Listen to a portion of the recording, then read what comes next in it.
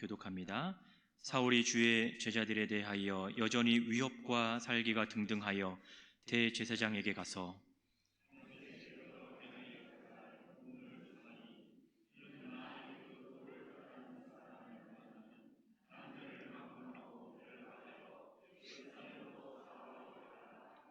사울이 길을 가다가 다메섹에 가까이 이르더니 호련히 하늘로부터 빛이 그를 둘러 비추는지라.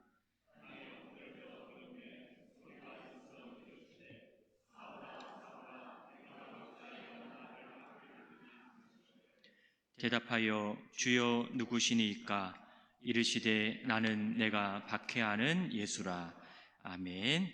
우리 앞뒤 좌우에 계신 분하고 이렇게 인사하도록 하겠습니다. 주의 사랑으로 환영합니다. 이렇게 인사하겠습니다. 다시 한번 인사할게요. 하나님의 말씀으로 힘을 얻으시기를 축복합니다. 이렇게 하겠습니다. 기도하겠습니다. 거룩하신 아버지 하나님, 오늘도 저희들을 부르셨사오니 하나님 부르신 주 앞에 우리의 모든 것을 내려놓게 하시고 또 말씀을 주셨사오니 하나님 말씀을 붙들고 나아갈 수 있도록 주님 저희들을 도와주시옵소서. 늘 저희들과 함께하여 주셔서 영혼과 삶의 회복을 이루어가게 하시고 특별히 하나님 우리의 영혼을 살리사 늘 주님과 동행하는 귀하고 복된 삶이 될 수 있도록 주님 인도하여 주시옵소서. 주시는 말씀을 통하여 하나님 힘을 얻고 돌아갈 수 있도록 인도하여 주시기를 원하오며 감사드리며 살아계신 예수님의 이름으로 기도 올려옵나이다. 아멘. 오늘도 주시는 말씀을 통해서 여러분의 영혼과 삶의 회복을 이루어 가시고 무엇보다 주의 말씀 붙들고 나아가시는 여러분 삶 되시기를 주의 이름으로 축원합니다. 사도행전의 저자는요 누가복음의 저자와 동일합니다. 누가입니다. 그런데 사도행전의 내용을 우리가 읽다 보면 저자는 누가이지만 누가에 대한 이야기보다는 바울에 대한 이야기가 더 많이 다루고 있는 것을 우리가 보게 됩니다. 7장에 보시면 잠깐 사울이 등장하기는 하는데 이것을 시작으로 해서 9장부터는 본격적으로 이제 바울이 등장을 하고 바울의 이야기가 나타나기 시작을 합니다. 사도행전에 나타나는 이름은 이제 사울로도 등장이 되고요. 그다음에 사울이 곧 우리가 알고 있는 바울입니다. 그래서 조금 더 익숙한 표현인 우리가 바울로 좀 제가 말씀을 드릴게요. 특별히 사도행전 9장은요, 이 바울의 인생 가운데 있어서 정말 중요한 사건을 소개하고 있는 부분입니다.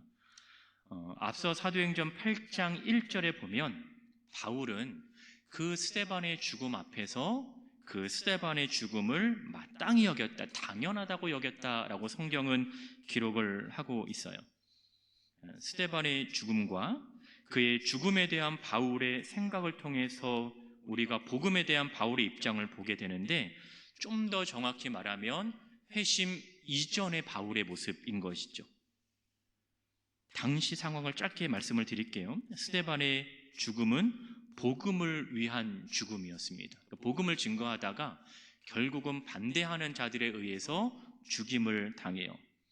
그런데 스데반의 설교를 듣고 마음에 찔림을 받았던 그 많은 사람들이 선택한 것은 회개가 아니었다라는 거죠. 본문을 보면 오히려 그를 향한 분노가 있었고 복음을 전하는 그를 향해 자신들의 귀를 막아버렸다라고 성경은 기록을 하고 있습니다. 결국 사도행전 7장 58절에 보시면 스데반을 성 밖으로 내치고 그를 돌로 쳤다라고 성경은 기록합니다. 이 스데반의 순교의 현장에 바울도 함께 있었지만 그는 스데반의 편에 서 있었던 것이 아니었던 거예요.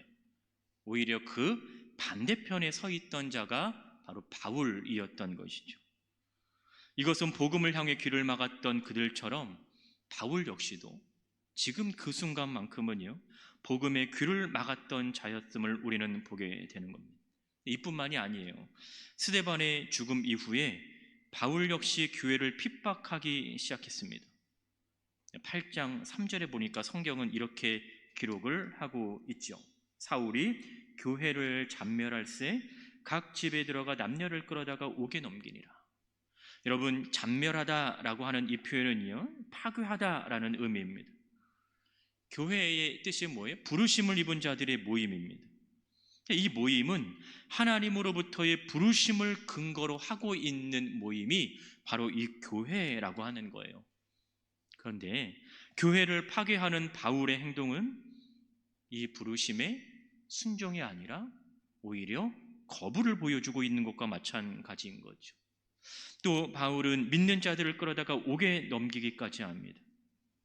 그리스도인들에 대한 바울의 이러한 태도가 오늘 우리가 읽었던 9장 1절부터 다시 연결이 되고 있는 거예요. 여러분, 1절을 보십시오. 사울이 주의 제자들에 대하여 여전히 위협과 살기가 등등하여 이렇게 얘기를 합니다. 이것은 앞서 스데반을 죽일 때부터 시작되었던 그리스도인들에 대한 이 분노, 또 그들에 대한 이 살기가 시간이 흘렀음에도 불구하고 여전히 누그러지지 않았다라고 하는 것을 보여주고 있는 거죠. 여전히 바울은요, 복음의 편에 서 있었던 것이 아니라 복음 반대편에 서 있던 그의 모습이었어요. 그러니까 이러한 바울이 가장 먼저 한 일은요, 대제사장을 찾아가는 일이었습니다. 그가 대제사장을 찾아간 이유는요, 본문 2절에 보니까 다메섹에 가져갈 공문을 요청하기 위한 거였습니다. 그 공문의 내용이 14절에 나타납니다. 바로 합법적으로 그리스도인들을 핍박하기 위한 권한을 얻기 위한 거였어요. 주의 이름을 부르는 모든 사람을 결박할 권한을 대제사장들에게 받았다라는 겁니다. 이것이 바로 공문의 내용이었던 거예요. 나는 불법을 저지르는 것이 아니라 합법적으로 내가 너희들을 끌어오게 가둔다라고 하는 거예요. 지금 그의 모습을 보면 그의 인생의 최대의 관심사는 바로 그리스도인들을 잡아 오게 가두는 것이었습니다. 그러니까 예루살렘에만 머물고 있지 않은 거예요. 또 다른 목적이 생겼습니다. 예루살렘뿐만 아니라 다른 지역에 있는 그리스도인들 역시 잡아 가두는 거예요. 그래서 그의 목적지를 다메섹으로 정한 거죠. 다메섹으로 갈 계획을 세웠고 공문을 준비하는 보다 구체적인 준비를 하고 있는 철저한 계획 가운데 바울은 지금 이를 진행을 하고 있는 겁니다. 여러분, 예루살렘을 기준으로 해서 다메섹은요, 거리가 거의 230km 정도 된다고 해요. 사실 가까운 거리는 아니잖아요. 이 당시에 교통수단이 아주 좋은 것도 아닌데요. 그런데 그 가까운 거리도 아닌데 그리스도인들을 붙잡기 위해서 가는 그의 모습을 보면 긍정적으로 평가할 수는 없겠지만 반드시 하고자 하는 그의 열의와 열심이 보여지게 된다라는 거죠. 그의 계획은 계획에서 머물고 계획에서만 끝난 게 아니에요. 본문 3절에 다메섹에 가까이 이르렀다라는 것은 바울 자신이 지금 자신의 계획을 실행하고 있었다라는 것을 보여주는 거죠. 계획만 세우고 그 자리에 앉아 있었던 것이 아니라 그 계획에 따라서 지금 그는 열심을 다해 움직이고 있는 거예요. 그래서 성경은 다메섹 가까이 이르렀다라고까지 얘기를 하는 거죠. 근데 이랬던 바울이 자신의 인생에 큰 변화를 맞게 되는 계기를 갖게 됩니다. 앞서까지는 이제 회심 전인 거예요. 이제 오늘 9장에 보니까 바로 그가 핍박하던 예수님을 만나게 된 것이죠. 그가 만난 예수님은 부활하신 예수님을 만난 것이기 때문에 사실 엄밀하게 따지면 그가 직접적으로 예수님을 핍박한 것은 아니에요. 그러나 예수님을 믿는 그리스도인을 핍박한 것은 예수님을 핍박한 것과 다를 것이 없다라는 거죠. 누가는 바울과 예수님과의 만나는 장면을 이렇게 묘사합니다. 여러분 3절 보세요. 빛이 그를 둘러 비추었다라고 얘기합니다. 여기서 빛은 예수 그리스도를 의미합니다. 사도행전 본문에서는 빛에 대한 언급이 또 다른 곳에도 등장하는데 동일하게 예수님을 언급해요. 여러분 22장 6절에 보면 큰 빛으로 예수님을 표현하고 있고요. 또 26장 13절에서는 해보다 더 밝은 빛으로 표현을 하고 있어요. 그러니까 사도행전 전체를 보면 9장과 22장과 26장에서 자신의 회심을 기록하는 장면이 나타나고 있는 거예요. 근데 그 장면에서 예수님을 빛이라고 표현을 하고 있는 거죠. 빛으로 오신 예수님께서 자신을 둘렀을 때 바울은 비로소 그 순간을 잊지 못하는 순간으로 바뀐 거예요. 또한 그는 주님 앞에 그의 모든 것을 내려놓게 되는 그 순간으로 바뀌어져 버렸다라는 것이죠. 여러분, 물론 5절에서 바울은 예수님을 주라고 표현합니다. 근데 여기서 말하는 이 주라고 하는 이 표현이 내가 예수님을 알고 있기 때문에 그분이 어떤 분이신지를 알아서 주라고 표현하는 것이 아니에요. 여러분, 5절 다시 보시면 주여 당신은 누구십니까? 라고 바울은 얘기를 하고 있는 거예요. 그러니까 당신은 누구이십니까? 라고 얘기하는 것은 나를 부르신 당신의 정체가 무엇인지 나는 모릅니다 라는 말과 똑같은 거죠. 이 바울의 물음에 예수님께서는요, 자신을 설명할 때 복음서에서 사용했던 그 표현대로 바울에게 대답을 합니다. 나는 내가 박해하는 예수라. 5절입니다.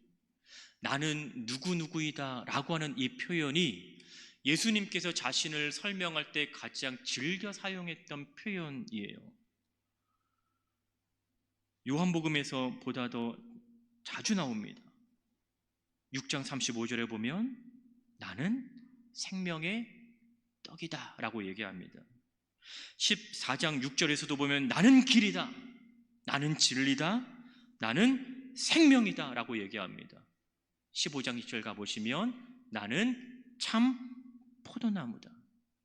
그러니까 나는 무엇이다 라고 하는 이 표현이 예수님의 본체를 보여주고 있는 것이고요, 예수님이 누구이신가를 설명을 해주고 있는 것이고, 좀 더 어려운 말로 표현하면 예수님의 자기 선언이라는 것을 우리에게 보여주고 있는 거예요. 여러분, 출애굽기 3장 14절에 보면 하나님께서 이 표현을 사용하십니다. 나는 스스로 있는 자니라 라고 얘기해요. 하나님도 이렇게 설명을 하시고 예수님도 자신을 이런 방법으로 설명을 하신다라는 것은 예수님께서 자기가 가지신 이 권위, 좀 더 어려운 말로 신적 권위를 나타내는 표현인 거예요.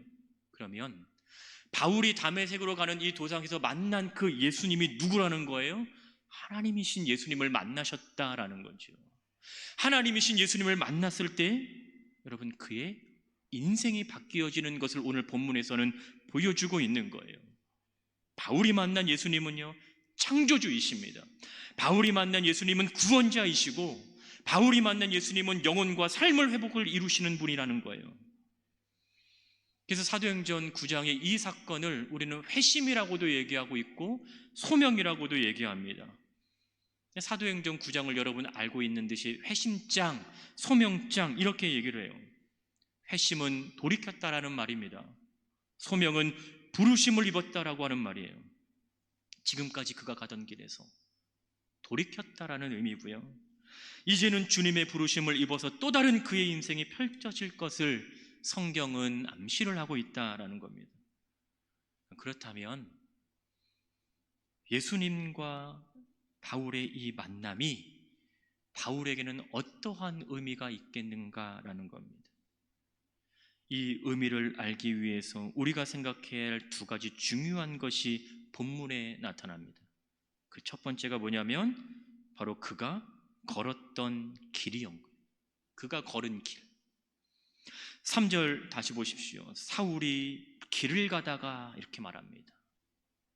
여기서 그가 걸었던 길은요, 어떤 길이에요? 다메섹을 향하여 그가 걸었던 길은 복음을 위한 길이 아니었던 거예요. 예수님을 위한 길이 아니었다라는 것이죠.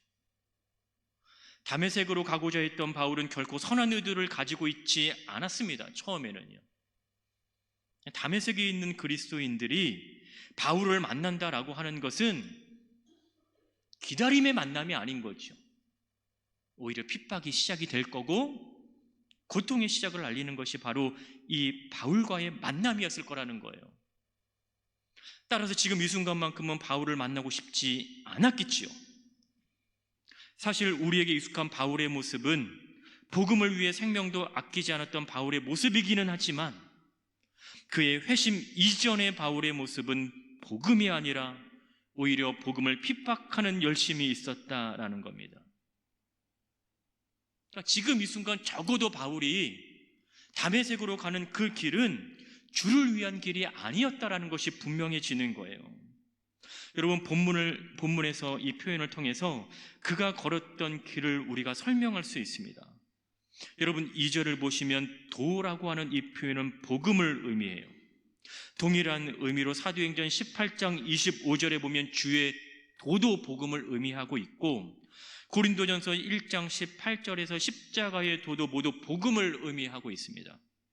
그렇다면 누가의 시각에서는 이 도라고 하는 것은 복음의 길인 거예요.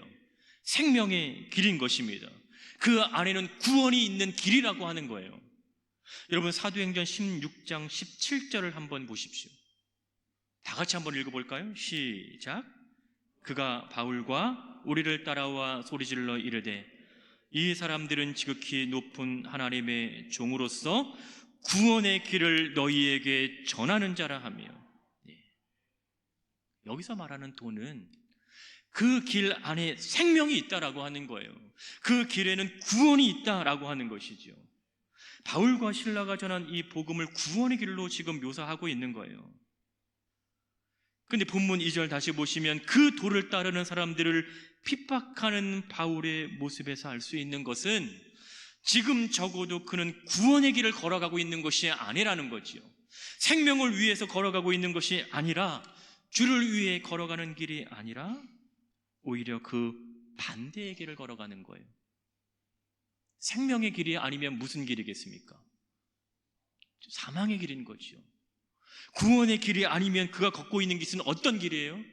멸망의 길입니다. 그 생명이 없던 길에서 바울이 누구를 만나요? 예수님을 만난 거예요. 예수님을 만나는 그 순간 사망에서 생명으로 옮겨졌습니다. 예수님을 만나는 그 순간 영원한 사망에서 영원한 생명을 얻은 거예요. 예수님을 믿고 따르는 것,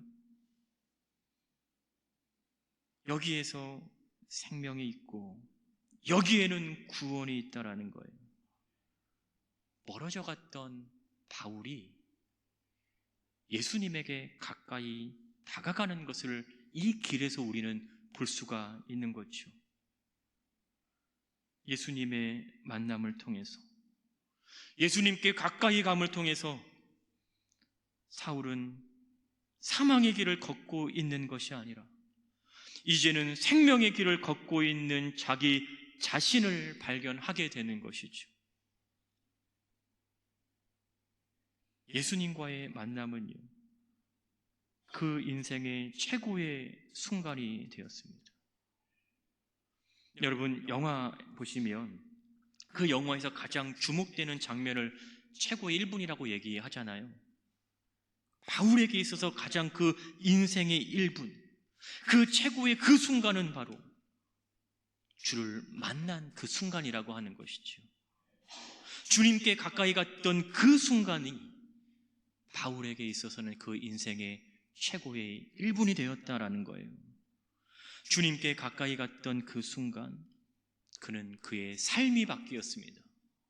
주님께 가까이 가는 그 순간 그는 생명을 경험했고요, 주님께 가까이 가는 순간 그는 생명의 길을 걷게 되었다라는 거예요. 이제는 죽음을 알리는 것이 아니라 이제는 생명을 전하는 자가 되었습니다.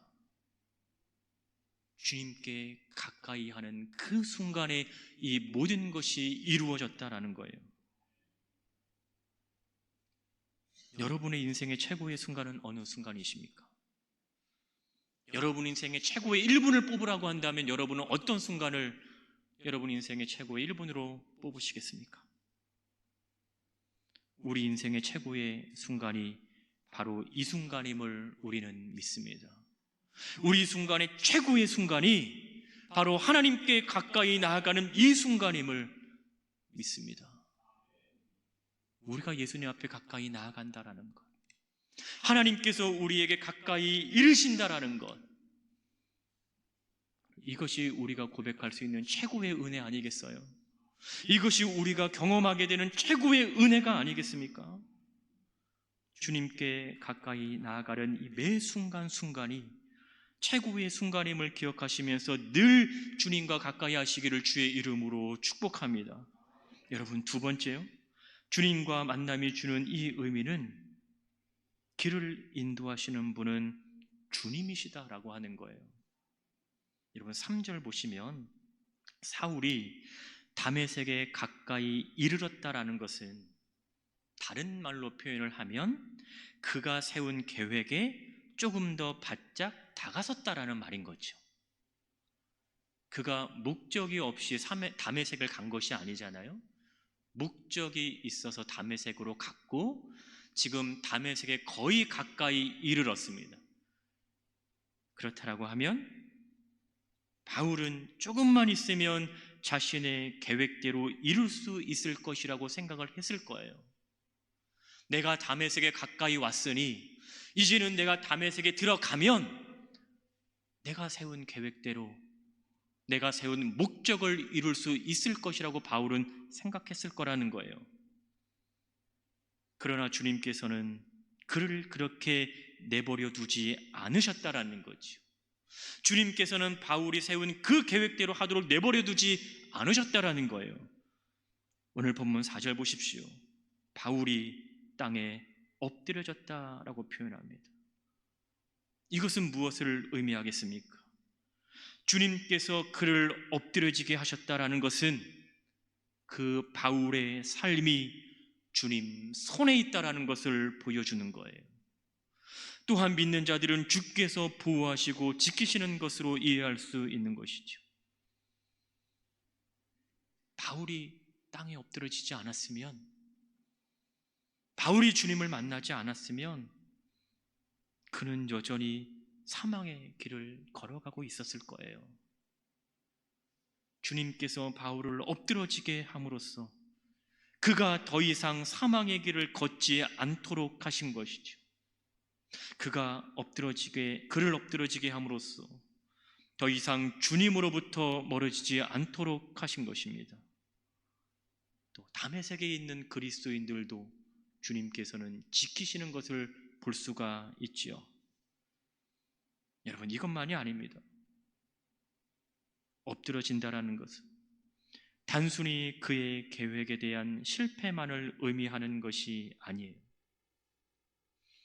그 이전까지는 그리스도인들을 잡기 위해 그의 열심과 그의 열정이 있었다면 이제는 복음을 위해 살아가는 열심과 열정으로 그가 변화를 이루었다라는 것이죠.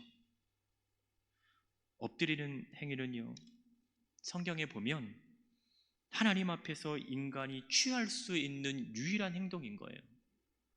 하나님의 권위 앞에서, 하나님의 말씀 앞에서, 하나님의 주권 앞에서 인간이 할 수 있는 유일한 행동이 그분 앞에 엎드리는 것입니다.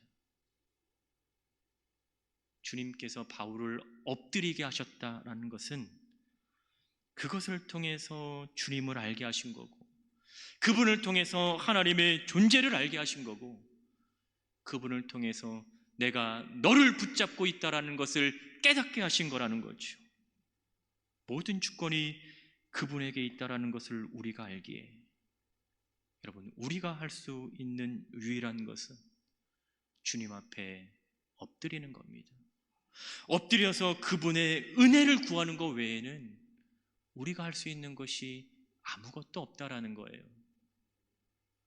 이것을 알기까지, 이것을 깨닫기까지 때로는 시간도 필요하고, 때로는 우리의 삶에 내가 엎드려지는 그 과정도 필요할 것이고, 때로는 도저히 이해할 수 없는 그 상황으로 나를 몰아가시는 그 주님을 경험하시게 될 겁니다.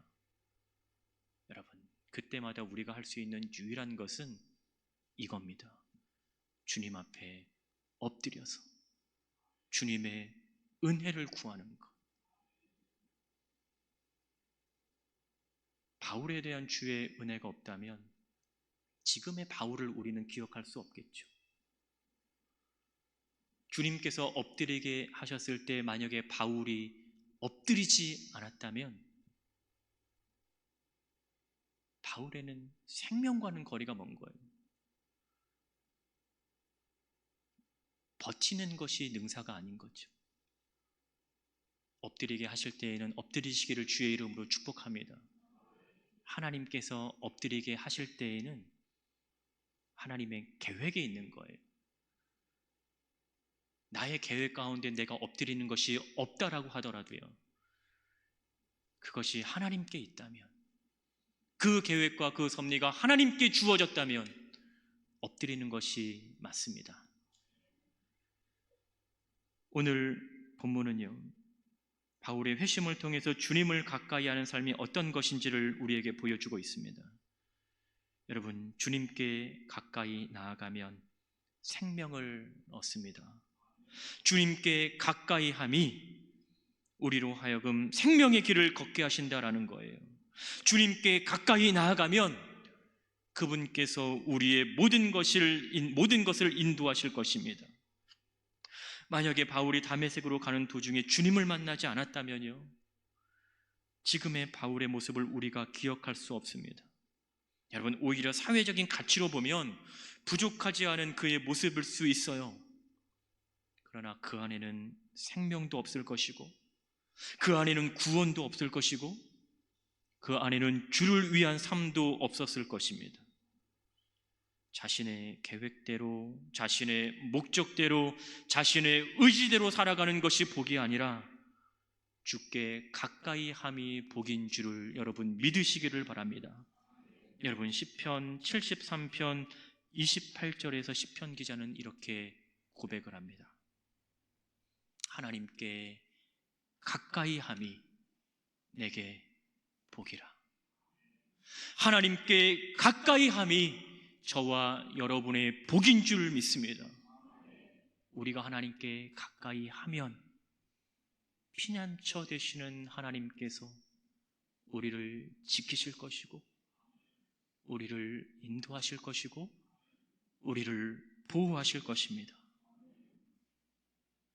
하나님께 가까이 함이 내게 복이라고 하는 이 시편 기자의 고백이 여러분의 고백이 되시기를 주의 이름으로 축복합니다. 주님께 가까이 하는 그 순간이 여러분 인생의 최고의 순간이 되시기를 주의 이름으로 축복합니다. 말씀을 정리합니다. 그 무엇보다, 그 어떤 것보다 하나님을 가까이 함이 내게 누리는 가장 큰 복인 것을 알고, 어제보다는 오늘 주님께 더 가까이 나아가시고, 오늘보다는 내일이 주님께 더 가까이 서 계시는 여러분의 삶이 되시기를 주의 이름으로 축원합니다. 기도하겠습니다.